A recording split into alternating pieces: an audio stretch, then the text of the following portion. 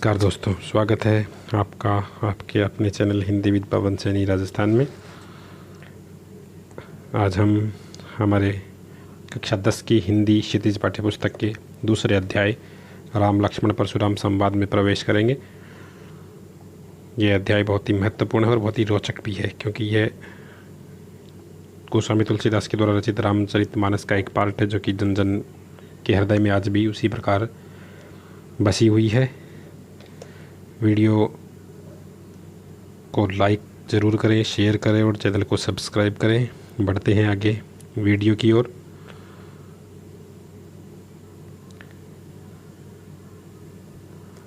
सबसे पहले हम तुलसीदास जी का छोटा सा परिचय लेंगे। इनका जन्म उत्तर प्रदेश के बांदा जिले के राजापुर गांव में होता है 1532 में। कुछ विद्वानों ने इनका जन्म स्थान सौरो जिला एटा भी माना है। इनका बचपन बहुत ही संघर्षपूर्ण था। जीवन के प्रारंभिक वर्षों में माता पिता से इनका बेचैन हो गया था। एक अभुक्त मूल नक्षत्र जिसे कि अच्छा नहीं माना गया था शास्त्रों में, उस नक्षत्र में इनका जन्म होता है। इसके कारण माता पिता ने इन्हें बचपन में ही त्याग दिया। एक बाबा नरहरिदास ने इन्हें अपना शिष्य बनाया और उन्हीं के आश्रय में इनका लालन पालन और शिक्षा दीक्षा होती है और वहीं से इन्हें राम भक्ति की भी शिक्षा मिलती है और ये राम के मूल्यों के सच्चे उपासक थे। रामचरितमानस कवि की अनन्य राम भक्ति और सृजनात्मक कौशल का एक उदाहरण है। इनके राम मानवीय मर्यादा और आदर्शों के प्रतीक है, जिनके माध्यम से तुलसी ने नीति, स्नेह, शील, विनय, त्याग जैसे उदात्त आदर्शों को प्रतिष्ठित किया। रामचरितमानस उत्तरी भारत की जनता के बीच बहुत ही लोकप्रिय है। इन्होंने मानस के अलावा कुछ अन्य रचनाएं भी की, जैसे कवितावली, गीतावली, दोहावली, कृष्ण गीतावली, विनय पत्रिका आदि। इसके अलावा बहुत सी रचनाएं थी जो इन्होंने की। अवधी और ब्रज भाषा दोनों को इन्होंने अपनी रचनाओं का आधार बनाया। 1623 में काशी में इनकी मृत्यु होती है। इन्होंने रामचरितमानस की रचना अवधी भाषा में की और विनय पत्रिका की और कवितावली की रचना इन्होंने ब्रज भाषा में की। उस समय प्रचलित सभी काव्य रूपों में तुलसी की रचनाओं में देखा जा सकता है। रामचरितमानस का मुख्य छंद चौपाई है। इसके बीच बीच में दोहे, सोरठे, हरिगीति का अन्य छंद पिरोए गए थे। इन्होंने काव्य शास्त्र की दृष्टि से रामचरितमानस बहुत ही बेहतरीन काव्य सिद्ध होता है। इन्होंने मुक्तक और प्रबंध दोनों ही प्रकार के काव्यों की रचना की थी। अब हमारे इस पाठ्यक्रम के अंदर इनके जो राम लक्ष्मण परशुराम संवाद, जो कि एक बालकांड का छोटा सा टुकड़ा है, उसे लिया गया है। उसके बारे में बात कर लेते हैं। यह अंश रामचरितमानस के बालकांड से लिया गया। सीता स्वयंवर में राम के द्वारा जब शिव धनुष भंग कर दिया जाता है तो परशुराम को समाचार मिलता है तो वे क्रोधित होकर के वहाँ पहुँचते हैं। शिव धनुष को खंडित देखकर वे आपे से बाहर होते हैं, बहुत अधिक क्रोधित होते हैं। लेकिन राम के विनय और विश्वामित्र के समझाने पर तथा राम की एक शक्ति परीक्षा के द्वारा वे खुश होते हैं। अंततः उनका गुस्सा शांत होता है। लेकिन इस बीच राम लक्ष्मण और परशुराम के बीच जो संवाद होता है, जो बातचीत होती है, जो व्यंग्यपूर्ण एक दूसरे के ऊपर बाणों की बौछार होती है, उसी को यहाँ पर शामिल किया गया है। परशुराम के क्रोध भरे वाक्यों का उत्तर लक्ष्मण है वो अपने व्यंग्य वचनों से देते हैं। इस प्रसंग की यही विशेषता है और यही इसको रोचक भी बनाती है। चलिए बढ़ते हैं हम इसकी रोचकता की ओर। नाथ शंभु धनुभंज निहारा, होई केऊ इक दास तुम्हारा। आये सु कहा कहिए किन मोही, सुनी रिसाई बोले मुनि को ही। सेवकू सो जो करे सेवकाई, अरी करनी करी करिए लड़ाई। सुनहु राम जही शिव धनु तोरा, सहस बाहु सम सो रिपु मोरा। सो बिलगाई बिहाई समाजा, नत मारे जही समराजा। सुनी बचन लखन मुस्काने, बोले पर सुधरही अवमाने। बहु धनुहि तोरी लरिकाई, कबहु न असीरी से कीन्ही गोसाई। हरे नरप बालक काल बस बोल, तो ही न संहार। धनुहि सम त्रिपुरादि धनु, विदित सकल संसार। नाथ शंभुधन भंजनी हारा, होई केऊ इक दास तुम्हारा। जब पर भगवान राम शिव के धनुष को उठाते हैं, उस पर प्रत्यंचा चढ़ाते समय वो धनुष टूट जाता है, तो उसी समय परशुराम वहाँ पर क्रोध में पहुँचते हैं, क्योंकि वो उनके गुरु भगवान शिव का धनुष था। तो वे क्रोधित होते हैं और पूछते हैं कि ये धनुष किसने तोड़ा है। तब भगवान राम बड़े ही शांत स्वभाव के साथ उठकर हाथ जोड़ करके बोलते हैं कि हे नाथ शंभु अर्थात भगवान शिव, धनु अर्थात धनुष अर्थात हे नाथ शिव का धनुष तोड़ने वाला, भंजनिहार अर्थात तोड़ने वाला, होई होगा, केऊ यानी कोई, एक दास तुम्हारा, आपका ही कोई एक दास होगा। आयेसु काह कहिए किन मोही, क्या आज्ञा है, आप क्यों नहीं कहते। सुनी रिसाई बोले मुनि को ही। इसे सुन करके क्रोधी मुनि है वो नाराज़ होकर के बोलते हैं। क्रोधी मुनि यहाँ पर परशुराम के लिए आया है क्योंकि वो हमेशा क्रोधित रहते थे, तो वो क्रोधित होकर ही बोलते हैं कि सेवकू सो जो करे सेवकाई, सेवक तो वह है जो सेवकाई का काम करे। अरि करनी करी करी लड़ाई, अरि अर्थात शत्रु के समान करनी यानी कार्य करके उसने लड़ाई का काम किया है। सुनहु राम जहि शिव धनु तोड़ा, हे राम सुनो जिसने भी ये शिव धनुष तोड़ा है, सहस्र बाहु सम सो रिपु मोरा, वो सहस्त्र बाहु के समान मेरा शत्रु है। सो बिलगाई बिहाई समाजा, इसलिए यहाँ पर उपस्थित यह सारा का सारा उपस्थित समाज है वो सुने या बताए कि ये कार्य किसने किया है, अन्यथा न तो मारे जही ही सब राजा, यहाँ पर उपस्थित सभी के सभी राजा है वो मारे जाएंगे, या फिर वो इस समाज को छोड़ करके अलग हो जाएं, न तो वे सभी राजा मुझसे मारे जाएंगे। इस प्रकार मुनि बहुत ही क्रोधित होते हैं। सुनी मुनि वचन लखन मुस्काने, उनके इन वचनों को सुनकर के लक्ष्मण है वो मुस्कुराने लगते हैं। बोले परशुद रही अवमाने, और परशुराम का अपमान करते हुए बोलते हैं। बहु धनु ही तोरी लड़िकाई, कि बचपन में हमने ऐसी बहुत सी धनुषें तोड़ दी है। कबहू न असी रीस की नहीं गोसाई, तब तो हे गोसाई किसी ने भी हम पर इस प्रकार का क्रोध नहीं किया था। तो परशुराम को और अधिक गुस्सा आता है और वो बोलते हैं कि रे नृप बालक, हे राजा के बालक, कालवश काल के वशीभूत होकर के बोलत तो ही न संभाल, तू संभाल कर बात नहीं कर रहा है। धनु ही सम त्रिपुरारी धनु, तू भगवान शिव के इस दिव्य धनुष को अन्य धनुषों के समान बता रहा है जिसके बारे में ये पूरा का पूरा संसार जानता है।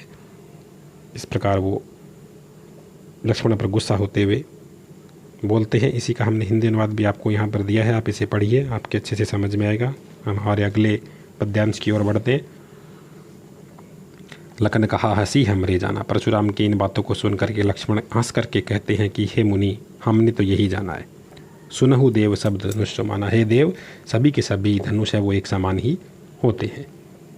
का क्षति लाभु जून धनु तोड़े, इस पुराने धनुष को तोड़ने से क्या लाभ और क्या हानि हो गई। देखा राम नयन के बोरे, इसे तो राम ने सिर्फ अपनी आंखों से देखा ही था। छुअत टूट रघुपति ही न दोषु, और यह छूते ही टूट गया, इसमें राम का कोई भी दोष नहीं है। मुनि बिनु काज करिए कत्रोसु, हे मुनिवर आप बिना कारण ही क्रोधित हो रहे हैं। बोले चिते परशु की ओर, अब परशुराम का क्रोध और अधिक बढ़ गया और वो अपने परसे की ओर देखते हुए बोले, रे शठ यानी मूर्ख, अरे मूर्ख सुने ही स्वभाव न मोरा, तूने मेरे स्वभाव के बारे में अभी तक सुना नहीं है। बालकू बोली बधो नहीं तो ही, मैंने बालक समझकर तेरा वध नहीं किया है। केवल मुनि जड़ जा नहीं मोई, और तू मुझे केवल एक सामान्य मुनि समझ रहा है, ये तेरी बहुत बड़ी भूल है। बाल ब्रह्मचारी अति कोही, कोही का यहाँ पर अर्थ है क्रोधित। मैं बाल ब्रह्मचारी और अति ही क्रोधित मुनि हूँ। विश्व विदित क्षत्रिय कुलद्रोही, और ये कि पूरा का पूरा संसार विश्व इस बारे में जानता है कि मैं क्षत्रिय कुल का तो नाश करने वाला हूँ। भुज बल भूमि भूप बिनु कीनी, मैंने अपनी इन भुजाओं के बल पर इस भूमि को राजाओं से विहीन कर दिया है। भूप का अर्थ है राजा। विपुल बार मही देवन देनी, और बहुत सी बार, विपुल का अर्थ है बहुत सी बार इसे ब्राह्मणों को दान में दे दिया है। सहस बाहु भुज छेद निहारा, इस मेरे फरसे ने सहस्त्र बाहु की भुजाओं को काट दिया था, उनको भेद दिया था। परशु भी लोग की महीप को मारा, और न जाने कितने ही राजकुमारों को इसने मौत के घाट भी इस फरसे ने उतार दिया है। मातु पिता ही जनी सोच बस करसी महिष किशोर, हे राजपुत्र तू अपने माता पिता को शोकग्रस्त मत कर, उनके बारे में सोच। गर्भन के अर्भक धलन परशु मोर अति घोर, मेरे इस फरसे से तो गर्भ में ही शिशुओं का मर्दन हो जाता है, अर्थात इस फरसे का इतना भयंकर प्रभाव है कि गर्भ में ही शिशुओं की मृत्यु हो जाती है। इसलिए तू तो इस फरसे के सामने आ गया है, तो अपने माता पिता के बारे में ज़रा सोच कि तेरा क्या होगा, तू उन्हें क्यों दुख देना चाहता है। इसका हिंदी अनुवाद है, आप इसे पढ़ें, सीखें, समझने का प्रयास करें। बढ़ते हैं इसके तीसरे पद्यांश की ओर। बिहसी लखन बोले मृदु बानी, अब परशुराम के क्रोधित वचनों को सुनकर के लक्ष्मण भी मृदु अर्थात कोमल वाणी के साथ बोलते हैं। अहो मुनीस महाभटमानी, हे मुनि श्रेष्ठ आप तो अपने आप को बहुत बड़े महान योद्धा बता रहे हैं। पुनि पुनि मोही दिखावे कुठारू, और बार बार मुझे ये कुठार दिखा करके डरा भी रहे हैं। चहत उड़ावन फूंकी पहाड़ू, और एक फूंक से आप एक पहाड़ को उड़ा देना चाहते हैं, जो कि संभव नहीं है। लक्ष्मण ने अपनी वीरता का प्रदर्शन करते हुए कहा कि हम कोई सीधे साधे नहीं है जो आप हमें यूँ ही डरा देंगे। यहाँ कुम्हड़ बतिया को नहीं, यहाँ पर कुम्हड़ बतिया अर्थात कोई भी छुई मुई का पौधा नहीं है जो सिर्फ छूने से मुरझा जाता है। जे तर्जनी देखी मर जाई, यानी छुई मुई का पौधा है वो अंगुली छूते ही मुरझा जाता है, मर जाता है। तो हम कोई कुम्हड़ बतिया अर्थात छुई मुई के पौधे नहीं हैं जो आपके इस फरसे के दिखाने से डर जाएंगे। देखी कुठार उसरासन बाना, हे मुनिवर मैंने तो आपके हाथ में कुठार देखी और कंधे के ऊपर धनुष बाण देखे, इसलिए मैं कुछ कहा सहित अभिमान, इसलिए मैंने आपको अभिमान के साथ कुछ कह दिया। भृगुसुत समझ जनेऊ बिलो की, लेकिन हे भृगुसुत आपके गले में इस जनेऊ को देख करके, यज्ञोपवीत को देख करके जो कुछ आपको कहा है उसे मैं सहो शीस रोकी, अपरीस रोकी, मैं उसे अपना क्रोध रोक करके कहता हूँ कि हमारे कुल के अंदर सुर महिसुर हरिजन अरुगाई हमारे कुल की महिमा है। वो सुर असुर अन्य सभी लोग भी हमारे कुल की महिमा को गाते हैं, क्योंकि हमारे कुल के अंदर भक्तजन ब्राह्मण देवता गाय इनके ऊपर शौर्य का प्रदर्शन नहीं किया जाता है। बंधे पाप पापू अपकीर्ति हारे, आप ब्राह्मण हैं, यदि मुझसे आपका वध हो गया तो भी मुझे ही पाप लगेगा, मारता हूँ पाप पर ये तुम्हारे, और यदि मैं तुम्हारे हाथों से मारा गया तो भी अपयश मुझे ही मिलेगा। कोटि कुलुस्सम वचन तुम्हारा, व्यर्थ धरहु धनुबान कुठारा। इस प्रकार के वचन सुन करके परशुराम का क्रोध और अधिक बढ़ गया और वे बोले कि हे तुम्हारे बालक, तुम्हारे इन करोड़ों कुटिल वचनों को सुन करके मेरा व्यर्थ धरहु धनुबान कुठारा, मेरा धनुष और बाण को और इस कुठार को धारण करना व्यर्थ प्रतीत होता है। जो बिलो की अनुचित कही उछमहु महामुनि धीर।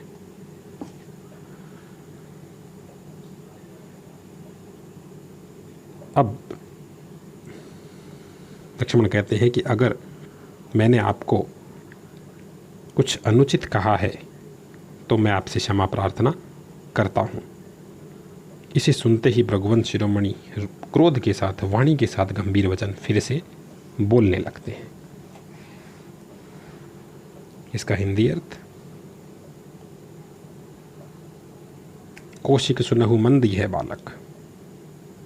अगला है इसका, जब परशुराम बहुत और क्रोधित होते हैं और वो लक्ष्मण के व्यंग्य को सुन करके उसका जवाब देते हुए कहते हैं कि हे कौशिक अर्थात विश्वामित्र, सुनो, यह बालक मंद बुद्धि है, यह बालक मूर्ख है, कुटिल काल बस निज कुल घालक, और अपनी कुटिल बातों के कारण अपने ही कुल का घातक बना हुआ है। भानुवंश, भगवान राम लक्ष्मण ये सूर्यवंश के थे, इसलिए इन्हें परशुराम कहते हैं कि ये भानुवंश सूर्यवंश के चंद्रमा के ऊपर, राकेश का चंद्रमा से कि सूर्यवंश के चंद्रमा के ऊपर कलंक के समान है। निपट निरंकुश अबुध असंकु, और सभी तरह से ये उदंड भी है, मूर्ख भी है, निडर भी बना हुआ है, अर्थात इसे बड़ों का आदर करने का भी पता नहीं है। काल कवलु होई छन माही, अभी यह क्षण भर में काल का ग्रास हो जाएगा। काल कवलु यानी काल का ग्रास, क्षण का अर्थ एक क्षण में, अभी ये एक क्षण में काल का ग्रास बन जाएगा। कहो पुकार खोरी मोहिनाई, मैं पुकार करके कहता हूँ मुझे उसके बाद कोई भी दोष मत देना। तो मैं हट कहूँ जो चाहूँ उबारा, यदि तुम इसकी रक्षा करना चाहते हो तो इसे मेरे बारे में बताओ। कही प्रताप बल रोष तुम्हारा, मेरे प्रताप, मेरे बल और मेरे क्रोध के बारे में इसे बताओ और इसे बचा लो, अगर तुम इसे बचाना चाहते हो तो। लखन कहे मुनि सो जैसे तुम्हारा, अब लक्ष्मण बीच में ही वापस बोल पड़ते हैं और उसे कहते हैं कि हे मुनि, आपका सुयश यानी सुयश कौन नहीं जानता, तुम ही अछत को भरने पर आपने बड़ी अच्छी प्रकार से इसका वर्णन किया है। अपने मुँह तुम आप नहीं करनी, आपने अपने मुँह से न जाने कितनी बार अनेक प्रकार से इसका वर्णन किया है और बहुत बार इसका वर्णन किया है। नहीं संतोष तय पुनि कुछ कहूँ, फिर भी अगर आपको संतोष की प्राप्ति नहीं हुई है तो एक बार और कह दीजिए। जनी रीस रोकी दुसह दुख से, अपने क्रोध को रोक करके अपने आप को दुखी मत कीजिए। वीर व्रति तुम धीर अछोबा, आप वीरता का व्रत धारण करने वाले और धैर्यवान और शोभ रहित हो। गारी देते न पावो शोभा, गाली देते हुए आप शोभा प्राप्त नहीं करते, यानी गाली आपके मुख पर शोभा नहीं देती है। सूर्य समर करने करिए कहीं न जना भैयापू, लक्ष्मण कहते हैं कि वीर तो वही होते हैं जो युद्ध के अंदर अपनी वीरता का प्रदर्शन करते हैं। शूरवीर है वो वीरता का काम करते हैं, अपने मुख से अपनी प्रशंसा नहीं करते आपकी तरह। तो विद्यमान रण पाई रिपु कायर, रण में विद्यमान होकर के अपनी वीरता का बखान करने वाले वीर नहीं, वो कायर के समान होते हैं, अर्थात वीर पुरुष होते हैं। वो रणभूमि में अपनी प्रशंसा स्वयं नहीं करते, वे तो अपनी शूरवीरता का प्रदर्शन करते हैं। और वो लोग कायर होते हैं जो व्यर्थ में अपने प्रताप की डींग हाँकते हैं, क्योंकि रणभूमि डींग हाँकने के लिए नहीं, युद्ध करने के लिए होती है। इस प्रकार लक्ष्मण और परशुराम संवाद हमने देखा। बहुत ही रोचक अध्याय है इसका, जिसका हिंदी अर्थ है। अगला इसका पद्यांश। आप चैनल को सब्सक्राइब करें ताकि नेक्स्ट अगली वीडियो आपको तुरंत मिल सके। शेयर भी करें ताकि अन्य लोगों को फ़ायदा हो सके। तुम्हें तो काल हाँक जनु लावा। अब परशुराम का क्रोध और अधिक बढ़ता है और वो बोलते हैं कि तुझे तेरा काल यहाँ पर हाँक करके लाया है, यानी तुझे तेरा काल यहाँ पर बुला करके लाया है। बार बार मोही लागी बुलावा, और तू बार बार मुझे बुला रहा है। सुनत लखन के वचन कठोरा, परसु सुधारी घरे उकर घोरा। लक्ष्मण की कठोर बातें सुनकर परशुराम ने फरसे को सुधार कर सीधा कर लिया। उनके हाथ में जो फरसा था उन्होंने उसे सीधा पकड़ लिया। परसु सुधारू घरे उकर घोरा, और उसे धारण करके सीधा करके कहने लगे कि अब इस बालक के वध के लिए अब जनी दे दोषु मोही लागू। कटुवादी बालक बच्चों को अब अगर इस बालक का मैंने वध कर भी दिया तो मुझे दोष नहीं लगेगा, क्योंकि यह कटुवाणी बोलने वाला बालक है, वो वध करने योग्य ही है। अब मुझे इसे मारने पर कोई भी दोष नहीं देगा। अब तक मैं इसे बाल बिलो की बहुत में बाँचा, अब तक मैंने इसे बालक समझकर बहुत बार छोड़ दिया। अब ये हूँ मरनी हार भा सांचा, अब सत्य कहता हूँ ये बालक मरने के योग्य है। अब ये मारे जाने के योग्य हो चुका है, अब इसे बचाने वाला कोई नहीं है।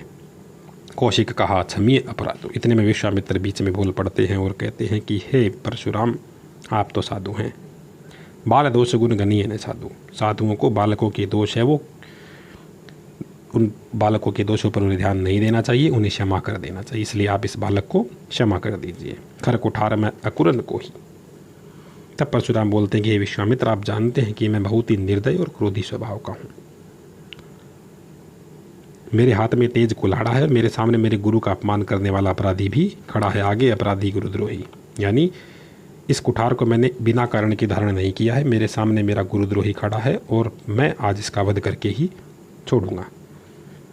और ये मुझे बार बार जवाब दिए जा रहा है। उत्तर दे तो छोड़ो बिनु मारे, यह मुझे बार बार उत्तर दे रहा है और मैं इसे बिना मारे छोड़ दूँ। केवल कौशिक शील तुम्हारे अभी तक इसे बिना मारे छोड़ रखा है, केवल और केवल तुम्हारे शील स्वभाव के कारण मैंने इसे अभी तक छोड़ रखा है, अन्यथा यह बालक अभी तक काल का ग्रास बन चुका होता।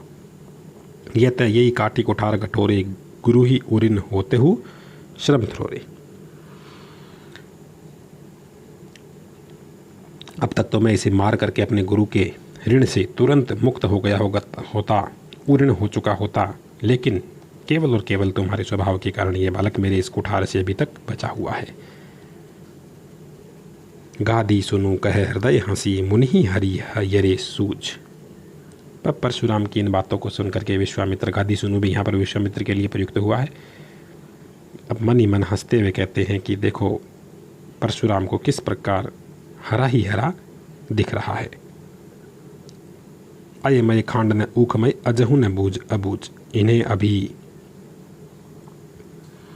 कुछ भी दिखाई नहीं दे रहा है। ये लक्ष्मण को एक सामान्य क्षत्रिय मान रहे हैं और उसे आसानी से मार डालने का सपना भी देख रहे हैं। ये इस बात से अभी तक अनभिज्ञ है कि इनके सामने गन्ने के रस से बनी हुई खांड नहीं बल्कि लोहे से बना हुआ तेज खांडा तलवार खड़ी है। आयमय खांड ने ऊखमय, अर्थात यहाँ पर गन्ने से बनी हुई कोई खांड अथवा शक्कर ये नहीं है ये बालक, ये तो तेज लोहे, आय का अर्थ यहाँ पर लोहे से है, ये तो लोहे से बनी हुई तेज तलवार है जो इनके सामने खड़ी है और इसे ये समझ नहीं पा रहे हैं।